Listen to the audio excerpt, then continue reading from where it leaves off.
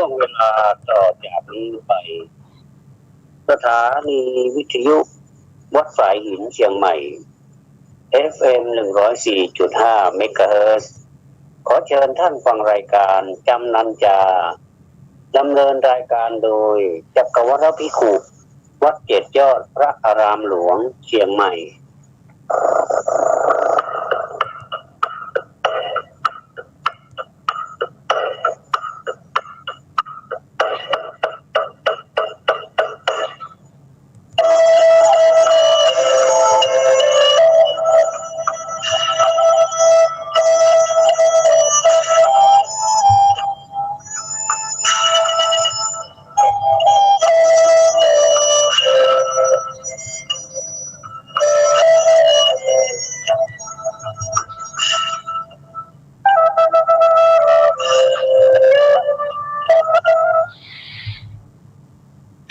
ยังพันเต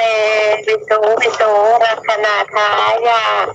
ติสรเนนะสหปัญจศีลานิทุติยมปิมยังพันเตวิสุรักนาทายาติสรเนนะสหปัญจศีลานิยาจามะตติยมปิมยังพันเตวิสุรักนาทายาติสรเนนะสหปัญจศีลานิยาจามะ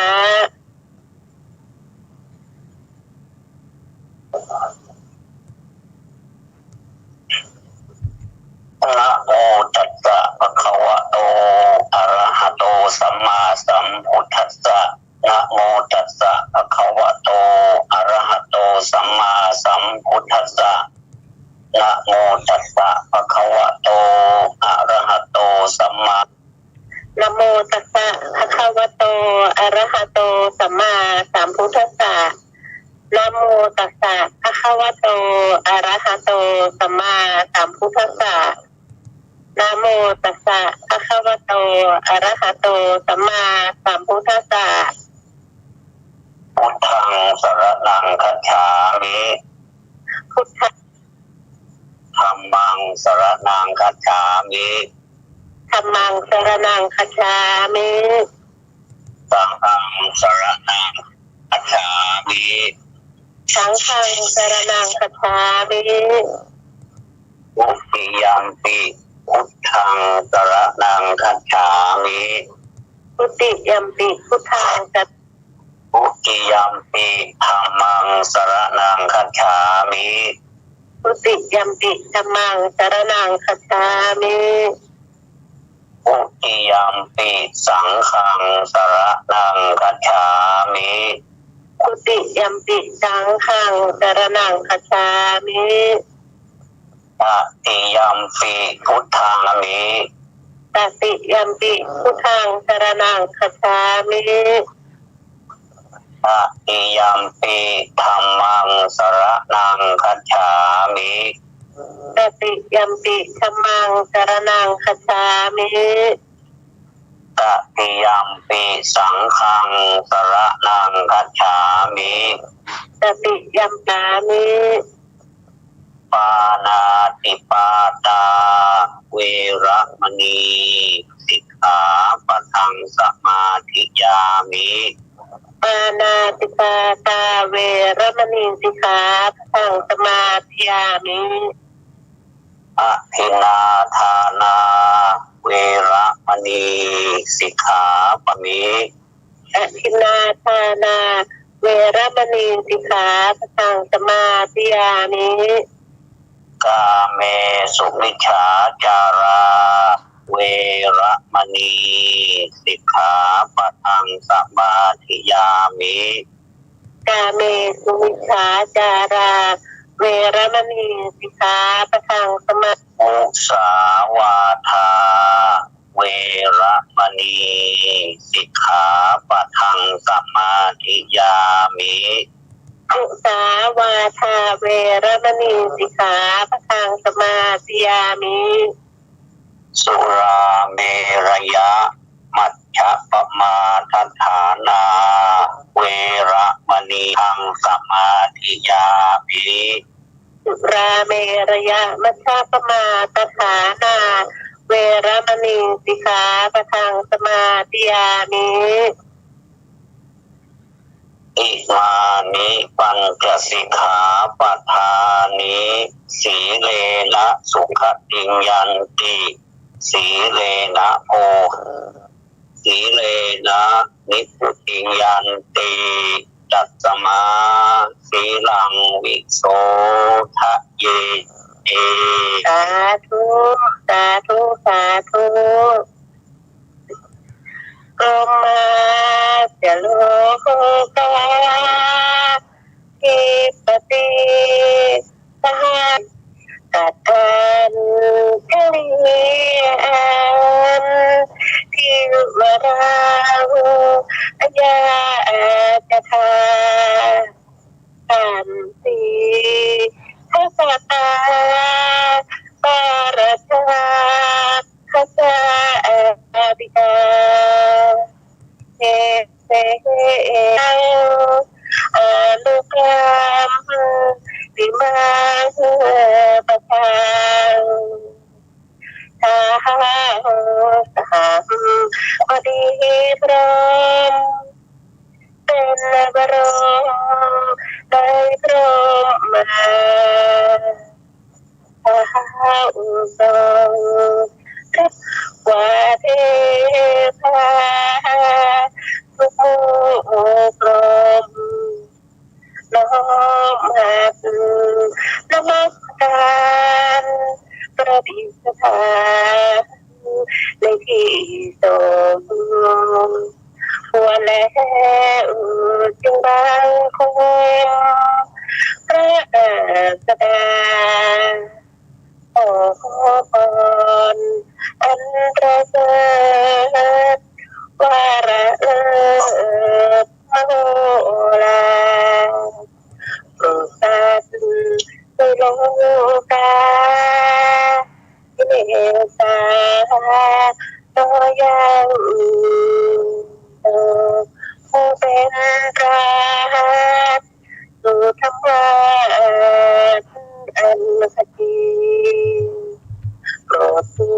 วงประชานิผู้เปรมปรีทวีธรรมนิมนต์ท่านอาจารย์ช่วยแนะนำบรรยายพระสัจธรรมคุณเลิศล้ำธรรมเพื่อให้สำเร็จผลแก่ปวงชนบรรดาเกษมสีทุกราตรีที่ว่าเธอนะโมตัสสะภะคะวะโตอะระหะโตสัมมาสัมพุทธัสสะนะโมภะคะวะโตอะระหะโตสัมมาสัมพุทธัสสะนะโมตัสสะภะคะวะโตอะระหะโตสัมมาสัมพุทธัสสะอะโรคณาลาภาติณบัดนี้จะรับประทานแสดงพระธรรมเทศนาเพื่อเป็นเครื่องประคับประคองฉลองศรัทธาประดับปัญญาโมทนากุศลบุญยราศีของญาติโยมพุทธศาสนิกชนทั้งหลายผู้มีความขวัญขวายมาบำเพ็ญบุญบำเพ็ญกุศลในวันนี้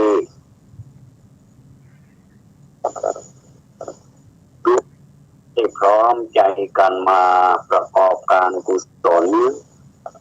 เรื่องในการสร้างโรงพยาบาลหรือสร้างสำเร็จแห่งโรง พยาบาลที่เรียกว่าเป็นที่บำบัดทุกข์ของผู้ป่วยหลายได้ทำกิจเบื้องต้นผ่านมาโดยลำดับบัดนี้เป็นโอกาสที่จะได้สดับรับฟังพระธรรมเทศนาขอท่านทั้งหลายจงตั้งใจคอยสดับสืบต่อไปโดยที่โรงพยาบาลหรือแม้ว่าจะเป็นโรงพยาบาลเป็นสถาบันบำบัดและป้องกันโรคโดยเฉพาะโควิด -19 เป็นการสร้างความสุขกายให้แก่ประชาชนโดยทั่วไปดังนั้นอาตมาภาพจะได้เอาปัญหาเรื่องสุขภาพอนามัยแสดงแก่ท่านพุทธควรแก่เวลาจริงอยู่คนเราจำต้องมีภารกิจประจำตัวต่างๆโดยสมควรแก่เพศและฐานะเมื่อกล่าวถึงคฤหัสถ์ชนสามัญก็ต้องประกอบกสิกรรมหรือพาณิชยกรรมเป็นต้นข้าราชการต้องประกอบราชกิจส่วนบรรพชิตต้องประกอบกิจทางพระพุทธศาสนาจึงต้องศึกษาวิชาหาความรู้และบำเพ็ญปฏิบัติธรรมตลอดถึงแนะนำสั่งสอนประชาชนกิจการดังกล่าวมานั้นบุคคลจะทำสำเร็จลุล่วงไปด้วยดีก็ต้องอาศัยร่างกายเป็นปกติไม่ป่วยไข้โดยได้รับการบริหารเป็นอย่างดีมีร่างกายสมควรแก่การงานก็ธรรมดาโรคาพาธทุกชนิดบรรดามี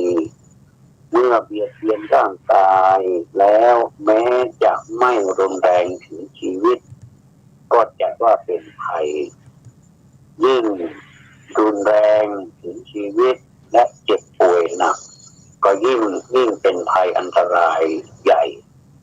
ทำร่างกายให้กระสับกระส่ายทำใจให้เดือดร้อนทำกำลังกายและกำลังความคิดให้ทุรพลก็เหตุนั้นความไม่มีโรคคือความที่ร่างกายทรงอยู่ตามสภาพนอกจากจะเป็นลาภอันสำคัญอยู่ในตัวบุคคลส่วนหนึ่งแล้วยังเป็นเหตุให้เกิดลาภผลอย่างอื่นทั้งทางโลกและทางธรรมเช่นเป็นเหตุให้ประกอบกิจต่างชนิดอันเหมาะแก่ความสามารถของตนได้ด้วยกำลังกายและกำลังความคิดได้รับสิทธิ์คือผลเป็นที่พอใจมีลาภยศเป็นต้นนี้เป็นส่วนโลกิยวิสัยญาติโยมทั้งหลายแม้ในทางธรรมสุขภาพก็ย่อมทำให้สามารถในการบำเพ็ญบุญกุศลสัมมาปฏิบัติประกอบอภิกุศลจริยาวัดได้ศรัทธาความเชื่อภาษาทะความเลื่อมใสในบวรพุทธศาสนาแต่การอนามัยที่เรียกว่าสุขภาพนั้นจะมีแก่บุคคลและตั้งอยู่ถาวรได้นั้นต้องอาศัยเหตุในปัจจุบันคือเป็นผู้ไม่ประมาทเลินเล่อมีสติสัมปชัญญะระลึกได้รู้สึกตัวอยู่เสมอเช่นในการบริโภคอาหารแต่พอประมาณหลับนอนเป็นเวลาปรับเปลี่ยนอิริยาบถพอสมควรพอประมาณอย่างนี้เป็นต้นรวมความว่าต้องบริหารตนให้ถูกตามหลักสุขวิทยาการปฏิบัติตนได้ดังนั้นอาจขจัดโรคาพาธที่เกิดมีแล้วให้ทุเลาหรือสูญสิ้นไปและอาจป้องกันโรคาพาธใหม่มิให้เกิดขึ้นทำอันตรายแก่ร่างกายได้ความไม่มีโรคย่อมอำนวยผลคือความสำราญกายสบายจิตซึ่งเนื่องมาแต่ความสามารถประกอบกิจได้ตามหน้าที่เช่นนี้สมเด็จพระมหามุนีบรมศาสดาเจ้า จึงตรัสเป็นพระพุทธภาษิตดังได้อัญเชิญมาเป็นนิเขปบทในเบื้องต้นนั้นว่าอโรคยาปรมาลาภาลาภย่อมเกิดจากงานการที่ทำอิทธิผลของกรรมเกิดตามขั้นถ้าเกิดโรคาพาธก็ขาดพลันเหตุฉะนั้นไม่มีโรคเป็นโชคยิ่งดังนี้เพื่อเป็นเครื่องเตือนใจไม่ให้บุคคลประมาทมัวเมาเอาใจใส่ต่อการบริหารร่างกายตนนี่แหละท่านทั้งหลายดังที่มีมาตรการต่างๆออกมาว่าให้เราเว้นระยะห่างทางสังคมอย่าไปมั่วสุมพูดจากันเหมือนเวลาปกติใช้เจลหรือน้ำยาล้างมือให้สะอาดอยู่เสมอแล้วก็ให้ปิดจมูกด้วยแมสหรือหน้ากากอนามัยอันนี้เป็นสิ่งที่ดีสามารถที่จะป้องกันเชื้อโรคได้เป็นอย่างดีอันนี้แหละมันเป็นโอกาสแสวงหาสุขภาพสำหรับตนและบุคคลอื่นทั่วไปอันความไม่มีโรคนี้เป็นความสุขกายยังไม่เท่าไรนะสู้สุขทางใจไม่ได้เพราะกายตกอยู่ในอำนาจของใจมีใจเป็นใหญ่มีใจเป็นผู้ชักนำให้เป็นไปสมด้วยเทศนาในพุทธภาษิตว่าอิเตนะนิยเตนิยติโลโกโลกนี้ไซหมายเอาซึ่งหมู่สัตว์ดวงมนัสเป็นผู้นำทางชำนิถ้าจิตชั่วก็ทำตัวชั่วตัวอริถ้าจิตดีก็รู้สึกแต่ดีอย่างนี้หรือแม้ในเหล่าโบราณบัณฑิตก็ได้กล่าวไว้ว่าใจเป็นนายกายเป็นบ่าวดังนี้ในเมื่อจิตมีอำนาจเหนือร่างกายเช่นนี้แม้ร่างกายจะสมบูรณ์ด้วยสุขภาพอนามัยเพียงไรก็ตามก็ยังไม่เป็นที่วางใจว่าจะปลอดภัยได้เพราะวิสัยของจิตย่อมมีการดิ้นรนกลับกรอกอยู่เป็นนิดอาจวิปริตแปรผันไปด้วยอำนาจแห่งความโลภความโกรธและความหลงเป็นต้นเมื่อจิตสับสนอยู่ด้วยเครื่องเศร้าหมองเช่นนั้นก็พันที่จะยังทุกข์ให้เกิดขึ้นได้เพราะฉะนั้นสาธุชนผู้หวังผลคือความสุขอันจะพึงมีแก่ตนจึงควรอย่างยิ่งที่จะฝึกฝนอบรมจิตให้ตั้งอยู่ในความสงบเมื่อจิตใจสงบแล้วกายก็เป็นสุขหรือที่เรียกว่าความสุขทางกายอันได้นามว่าสุขภาพทางกายนี้ก็เรียกว่าสุขภาพกายทางใจเรียกว่าสุขภาพจิตหรือว่าสุขภาพใจแต่เมื่อใจยังไม่สงบสุขภาพจะเกิดได้ไหมไม่ได้คำว่าจิตได้แก่ธรรมชาติที่สิงอยู่ในร่างกายมีหน้าที่คิดนึกเป็นนายปกครองร่างกายรอบด้านรับผิดชอบทุกประการจิตเป็นผู้รับและบังคับวงการให้ร่างกายทำการแต่นามว่าจิตใจต้นตามลักษณะแต่ความหมายก็เป็นอันเดียวกันนั่นเองโดยที่จิตใจมีลักษณะดังกล่าวแล้วจึงต้องอาศัยความพยายามฝึกหัดดัดให้ตรงได้ด้วยธรรมวิธีนั่นก็คือความข่มตนเขาเรียกว่า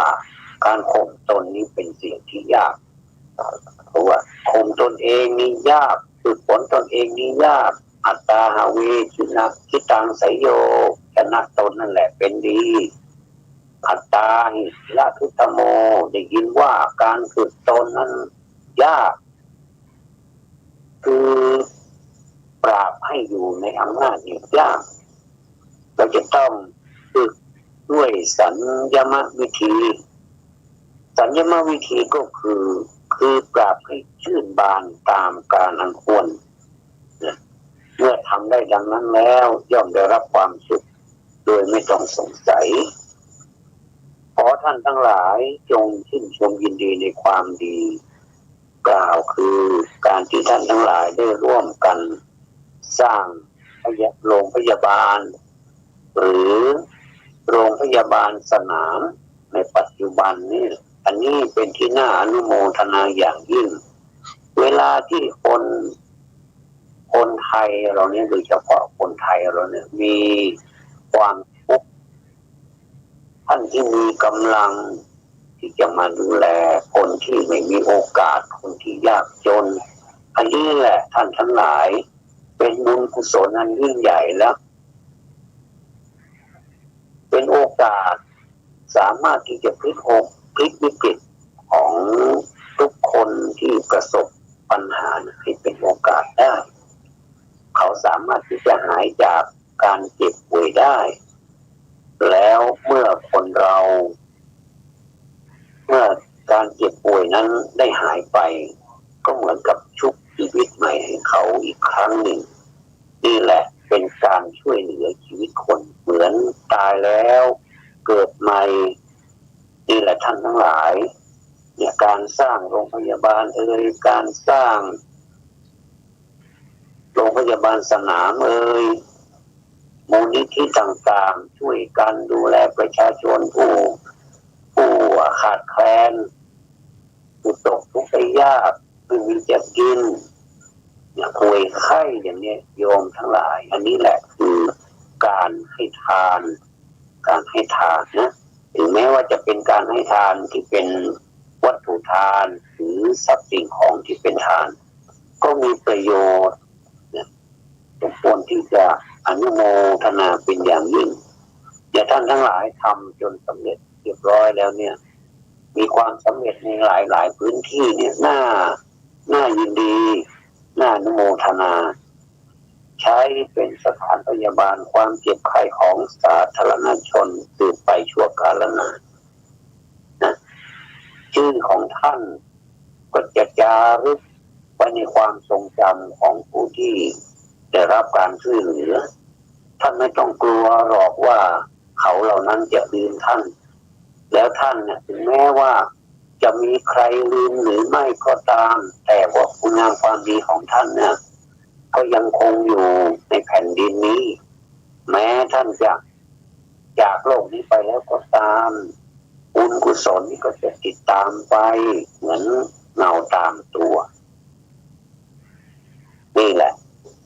การที่เกิดเป็นมนุษย์เนี่ยมันแสนที่จะลำบากเกิดมาแล้วมาพบกับความสุขความสบายเกิดมาแล้วมาพบพระพุทธศาสนาเนี่ย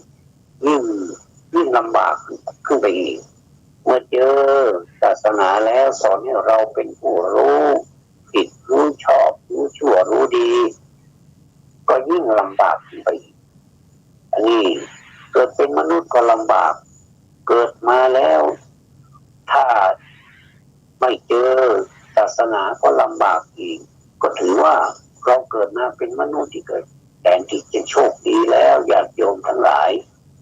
แล้วเกิดมาพบพระพุทธศาสนาอีกก็ยิ่งโชคดีชั้นที่สองเข้าไปอีกและพิเศษยิ่งกว่านั้นได้ศาสนาเป็นคำสั่งสอนของพระพุทธเจ้านำมาปฏิบัติก็ยิ่งจะเป็นมงคลเป็นสิริมงคลกับตัวเองเข้าไปอีกดังนั้นการที่ได้นำเอาเรื่องของโรงพยาบาลมาพูดในวันนี้ก็เพื่อจะขออนุโมทนาขอขอบคุณในกุศลจิตของท่านที่มีจิตใจที่ขาวสะอาดบริสุทธิ์เหลือเกินท่านมองเห็นมนุษย์เป็นมนุษย์เหมือนท่าน เมื่อมีความรู้สึกเจ็บป่วยไข้ความรู้สึกทุกข์ต่างๆมีความลำบากลำบนท่านก็เอาใจเขามาใส่ใจเราเหมือนกับท่านทุกข์ด้วยนี่แหละเมื่อเวลาคนอื่นทุกข์เราก็ทุกข์ด้วยเวลาคนอื่นสุขเราก็มีความสุขด้วยนี่เรียกว่าเป็นเพื่อนแท้เป็นมิตรสหายที่แท้ต่อกันไม่ใช่เป็นมิตรเทียมดังที่ปรากฏอยู่ในเรื่องของมิตรแท้มิตรเทียมในที่ปฏิบัตินั้นเทศนาปริโยสาเนในอวสานเป็นที่สิ้นสุดลงแห่งพระธรรมเทศนานี้ขอคุณพระศรีรัตนตรัยและอานุภาพแห่งการกระทำคุณงามความดีของท่านทั้งปวงจงมารวมกันเป็นตบะเป็นเดชะเป็นพลวะปัจจัยอำนวยอวยพรให้ท่านทั้งหลายประสบแต่ความสุขความเจริญยิ่งขึ้นไปให้ปราศจากทุกโศกโรคภัยอุปัฏฐวันตรายทั้งปวงเจริญด้วยอายุวันนะสุขภละปฏิภาณธรรมสารสมบัติธนสารสมบัติปรารถนาสิ่งใดที่ชอบประกอบด้วยธรรมก็ให้ความปรารถนาเหล่านั้นจงพันสำเร็จสมมโนรสมุ่งมาตรปรารถนาทุกประการรับประทานแสดงพระธรรมเทศนามาในอานิสงส์ที่ได้สร้างโรงพยาบาลอันเป็นสถาบันบำบัดโรคภัยไข้เจ็บแก่สาธารณชนก็ขอสมสมัยได้เวลาจึงขอสมมุติยุติลงคงไว้แต่เพียงเท่านี้เอวังก็มีด้วยประการฉะนี้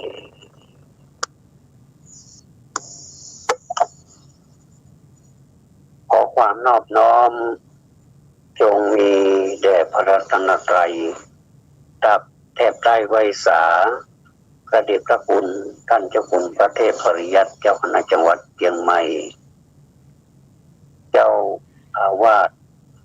วัดเจ็ดยอดพระอารามหลวงนมัสการพระเถรานุเถระนมัสการท่านพระครูสมโภชวิสุวัตรวรกิจโยผู้อำนวยการสถานีวิทยุคลื่นพระพุทธศาสนาและวัฒนธรรมวัดป่าหิน FM 104.5 เมกะเฮิรตซ์เชียงใหม่ในวันนี้ภาคคือภาคแรกได้แสดงพระธรรมเทศนาไปในเรื่องของโรงพยาบาลเนื่องด้วยโรงพยาบาลเป็นสถานที่บรรเทาความทุกข์จากโรคภัยไข้เจ็บของประชาชนพี่น้องประชาชนที่ได้รับผลกระทบจากโรคภัยไข้เจ็บโรงพยาบาลเป็นที่พึ่งปาอาศัยและเป็นการอนุโมทนากับบรรดาท่านที่มีจิตศรัทธาอันสูงมีจิตใจอันประเสริฐได้มาสร้างโรงพยาบาลเสริมเข้าไปแหมก็คือที่เรียกว่าเพราะว่าจะเป็นสถานที่วัดวาอารามมูลนิธิหรือว่าบริษัทต่างๆที่พอที่จะมีที่คือสร้างโรงพยาบาลสนามกันทั่วประเทศก็ชื่นชมยินดีก็เลยขออนุโมทนามอบนี้ไว้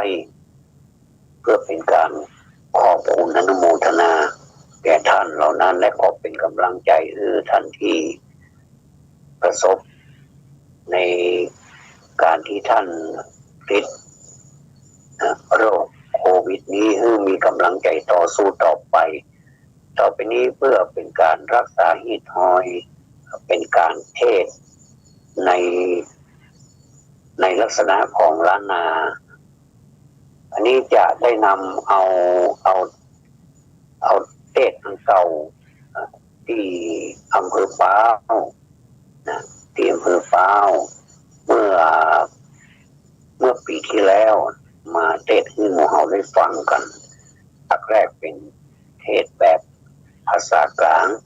ต่อไปนี้เป็นเทศแบบพื้นเมืองล้านนาขอเชิญท่านสาธุชนทั้งหลายได้รับฟังกันต่อไปเนาะ